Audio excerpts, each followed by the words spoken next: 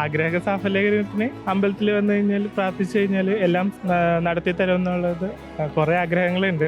എല്ലാം സഫലമാക്കണമെന്ന് പ്രാർത്ഥിക്കുന്നു. ഞങ്ങള് പുതിയതായിട്ടൊരു ഹോം ബിൽഡ് ചെയ്യുന്നുണ്ട്, അതിന്റെ ഒരു ആഗ്രഹമാണ്. ഞാൻ 6 വർഷം കൊണ്ട് എടുക്കുന്നുണ്ട്. നമ്മൾ മനസ്സിൽ കരുതിയ ഒരു വിശ്വാസമാണ് അത് വന്ന് ഇവിടെ പ്രാർത്ഥിച്ച് നടക്കുമെന്ന്. അങ്ങനെ വന്ന് നടന്ന് ചെയ്യുന്നതാണ്. ഇത് രണ്ടാമത്തെ വട്ടമാണ്.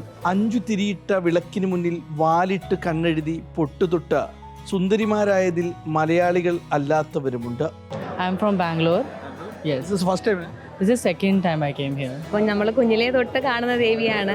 അപ്പം 2 മോന്മാരെയാണ് കിട്ടിയത്. അവർക്ക് ഇഷ്ടമുള്ള കാലത്തോളം വിളക്കെടുക്കണം എന്നാണ് ആഗ്രഹം. കൊറ്റനാളെ ദൈവമുള്ള ഇഷ്ടം കൊണ്ട് എല്ലാ വർഷവും എടുക്കും, പറ്റുന്ന വർഷങ്ങളെല്ലാം എടുക്കും.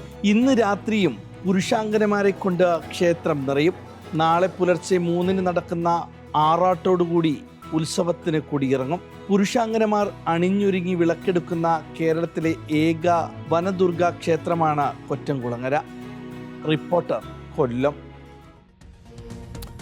അങ്ങനെ എത്രയെത്ര വൈവിധ്യമാർന്ന ആചാരങ്ങളുണ്ട് നമ്മുടെ നാട്ടിൽ. ഇതിനോടൊപ്പം ഒരു കാര്യം കൂടി ഉണ്ടെങ്കിൽ നന്നായിരിക്കുമെന്ന് തോന്നി.